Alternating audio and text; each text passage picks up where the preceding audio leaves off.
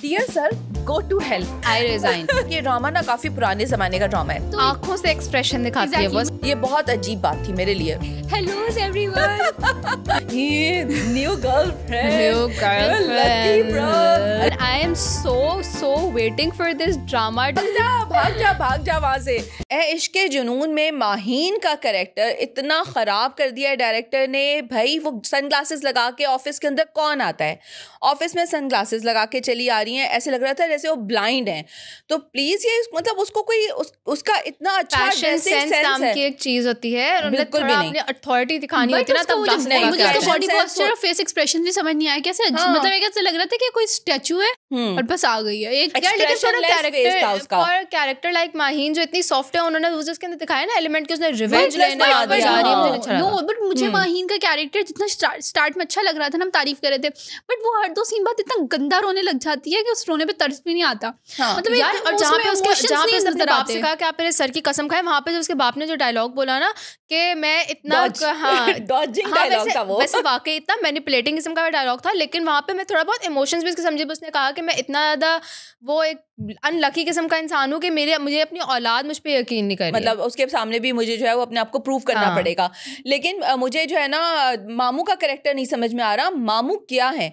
मामू कोई चाल चल रहे हैं? मामू राहिम को सेव करना चाह रहे हैं, या मामू जो है वो इस सारे प्लान में मुझे लगता है मामू सेव करना चाह रहा था उससे, क्योंकि मामू ने 2-3 दफा उसे कॉल करके कहा कि तुम आ जाओ। ठीक है, वो कोई बहाना बना के उसको बुलाएगा, वो अपनी बहन को भी राइट आउट नहीं कर सकता। मुझे लगता है कि मामू चाहते थे कि ईमन बिल्कुल अकेली हो जाए, ईमन की हिफाजत करने वाला कोई ना हो और वो वहां आ जाए, क्योंकि मामू की राहिम से इमोशनल अटैचमेंट होगी, एमन से नहीं है।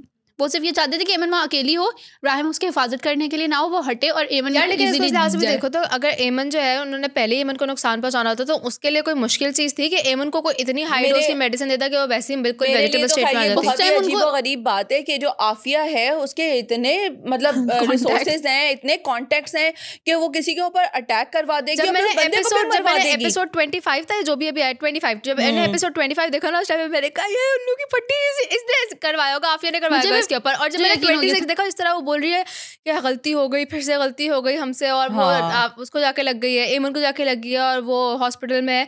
वो फिर मुझे तो गुस्सा चढ़ा रहा है। पास रिसोर्सेज नहीं है, आफिया के पास पैसा है, पैसा फेंक तमाशा दे। लेकिन एक और चीज़ जो मुझे लगी, या तो शहरोज उस चीज़ को सही से डिपिक्ट नहीं कर सका, क्योंकि शहरोज का जो कैरेक्टर है ना, वो अपने भाई से लाइक वो नफरत करता है इस वक्त। और ऐसा लगा कि इस वक्त जो है ना वो आफिया को भी राहिम की फिक्र है, उसको भी परेशानी है कि राहिम को गोली लग गई है। और शहरोज भी जो है ना, ही वाज लाइक शॉक्ड कि भाई ये क्या हुआ। अपने भाई से नफरत नहीं करता। वो नफरत मुझे भी लगता है कि आफिया भी ना सिर्फ अपने बेटे को शहरोज को बचाना चाह रही है, बट एक बच्चे के साथ अब सारी जिंदगी अगर आपने उसको अपनी औलाद समझ के पाला है तो कहीं ना कहीं आपके अंदर सॉफ्ट फीलिंग्स होती हैं।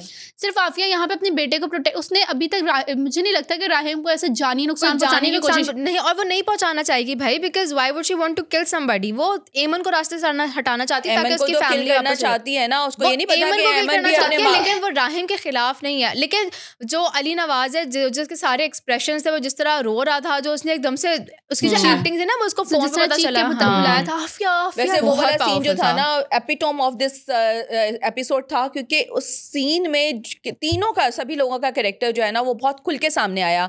अब्बा का कैरेक्टर, राहिम का कैरेक्टर जो ऐसे भाग के जाता है और उसके आगे आ जाता है, और एमन की as usual third class acting में, वो जो ट्रूथ एंड डेयर वाला सीन था, बहुत फजूल था। वहां पे होगा, लेकिन उस सीन में उसकी एक्टिंग बहुत अच्छी थी। आप लिटरली अभी बताऊं उनका रिलेशनशिप जिस तरीके से बिल्ड हुआ था ना, वो बहुत कोई इस तरह का नहीं था कि एक स्टेबल होगा, ये चलेगा, या और इतनी जल्दी से आपको कैसे मोहब्बत हो जाती है, लेके चलते अच्छा लगता। अचानक से वो कह रही है कि दुनिया में कोई किसी से इतनी मोहब्बत नहीं करता होगा जितनी मैं आपसे की है।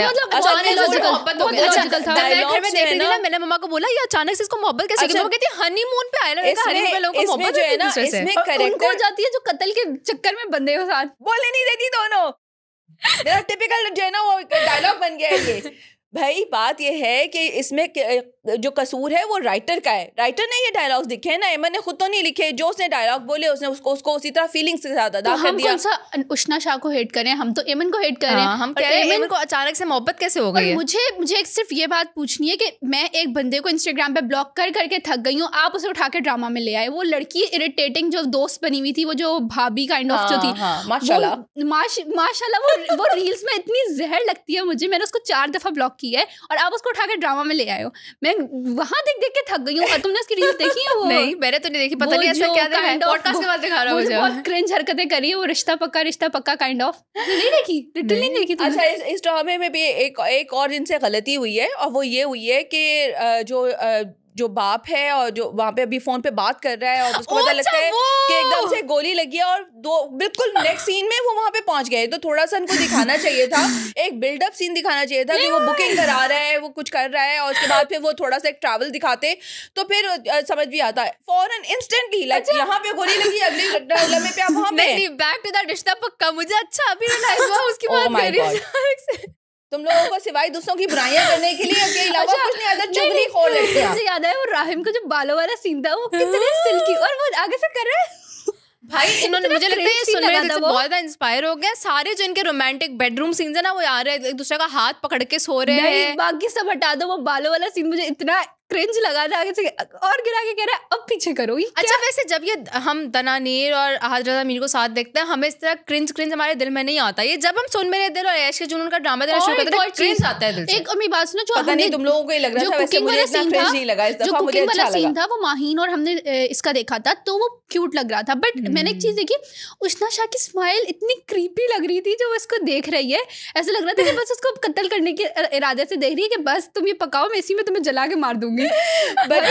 बट ओवरऑल मुझे राहिम का कैरेक्टर बहुत अच्छी उसकी डेवलपमेंट हो रही है, और मुझे ये लग रहा है कि यार वो वाकई बहुत केयरिंग इंसान है। किस तरह से वो लाइक जो उष्णा का भाई है, ऐमन का भाई है, उसके लिए वो अपनी पूरी एफर्ट करता है। किस तरह से वो पार्टी हो रही है, उसके अंदर उसकी पूरी फैमिली को जो है वो वीडियो कॉल पे ले लेता है। तो he is a very caring and nice person. और जब कोई इतना केयरिंग और नाइस हो तो यकीनन आपको से मोहब्बत हो ही जाती है यार। क्या हो गया तुम लोगों को? सुबह उठते हैं आपको अचानक से उससे मोहब्बत हो जाती है, लेकिन वो जो किसी से इतनी मोहब्बत नहीं की। लेकिन वो जो ऐमन के माँ बाप वाला सीन था ना, जहाँ पे वो बैठे हुए थे, कह रहे थे कि अगर कोई हमारे बेटे की मदद करना चाह रहा है और फाइनली इसकी मदद हो रही है तो आप अपने बेटे को बचाना नहीं चाह रहे हो, वो बहुत इमोशनल सीन था। मतलब दोनों जो रो रहे थे ना, हाँ दोनों रो रहे थे। ऐमन की माँ की कैरेक्टर डेवलपमेंट भी मुझे अच्छी लगी। स्टार्टिंग में जितनी जहर लग रही थी, अब मुझे वो उस औरत का मुझे एक वो इमोशन समझ आ रहे हैं कि वो ये सब कुछ क्यों कर रही थी। और वो जो बेटा है, मुझे तो अब्बा का पहले समझ में नहीं आ रहा था कि अब्बा को इतनी लॉजिक से समझानी पड़ी है बात कि भाई आपके पास पैसे नहीं है,